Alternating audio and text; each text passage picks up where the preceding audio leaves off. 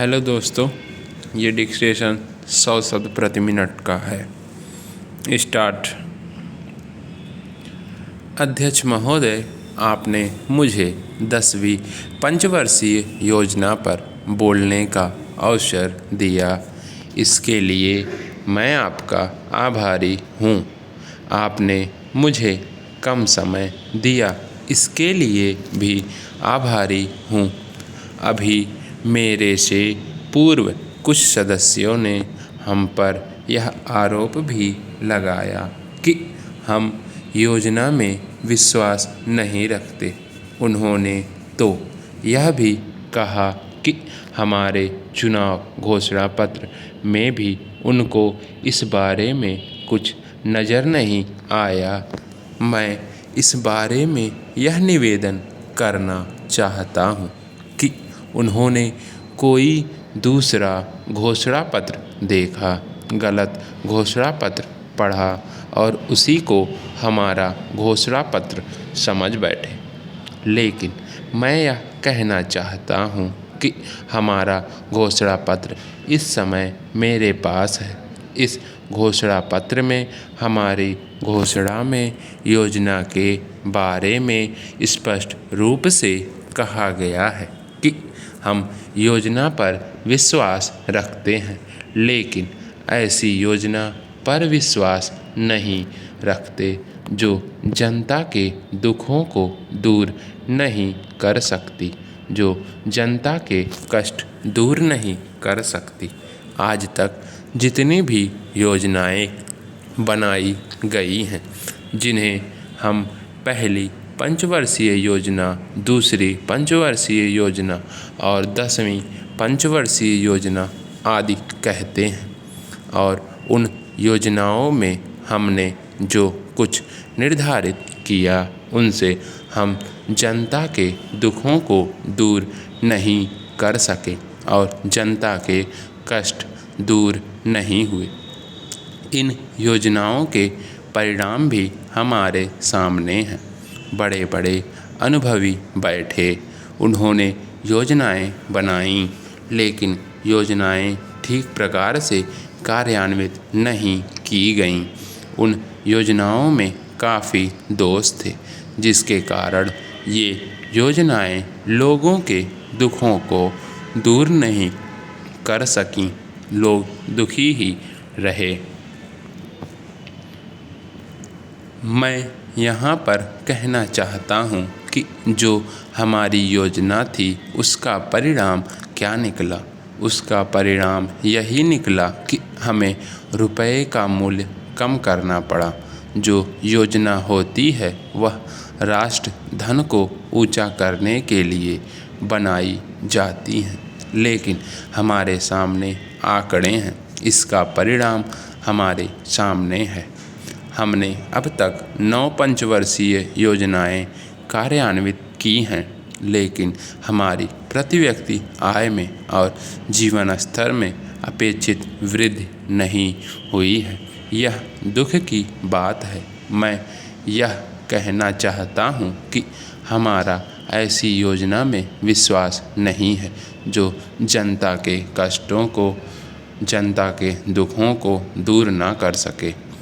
हम ऐसी योजनाओं पर विश्वास करते हैं जो उनकी आयु बढ़ा सके, उनका आर्थिक विकास कर सकें, उन्हें उन्नत कर सकें।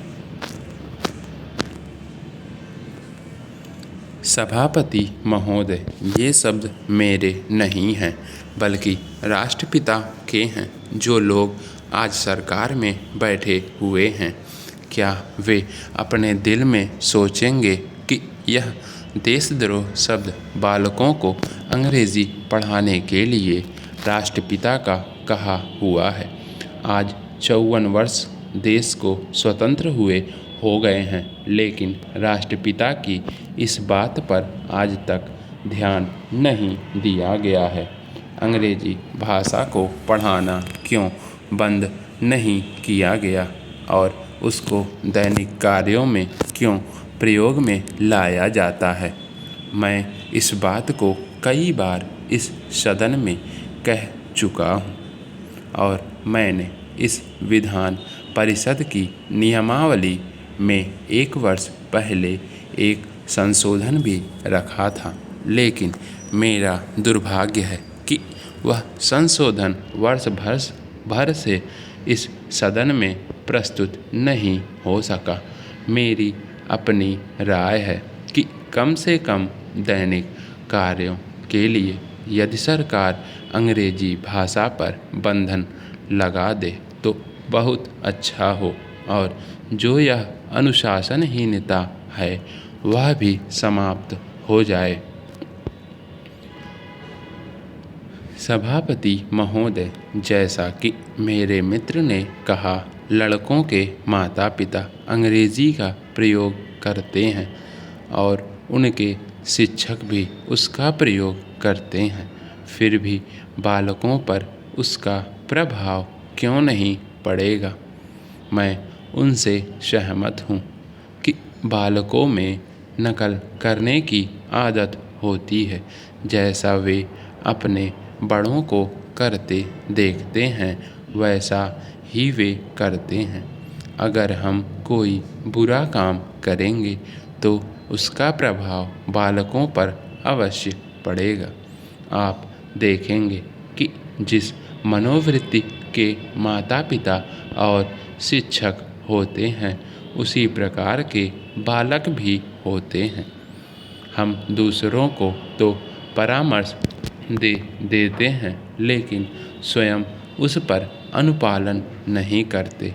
इसके साथ ही साथ हमको शिक्षा प्रणाली की ओर भी ध्यान देना है। शिक्षा के जिन तरीकों को आजकल अपनाया जा रहा है वे वास्तव में लाभकारी नहीं हैं।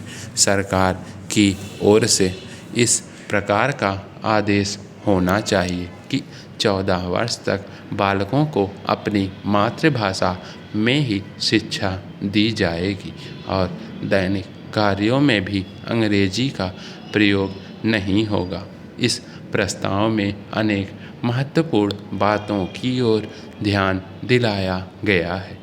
मैं समझता हूँ कि जब माननीय मंत्री जी इसका उत्तर देंगे तो कह देंगे कि हम बहुत सी बातों पर कार्यान्वयन कर रहे हैं, लेकिन मैं समझता हूँ कि उन पर कोई कार्यान्वयन नहीं हो रहा है। समाप्त। नेक्स्ट वीडियो में मैं कुछ महत्वपूर्ण आउटलाइंस भी अपलोड करूँगा। Thank you.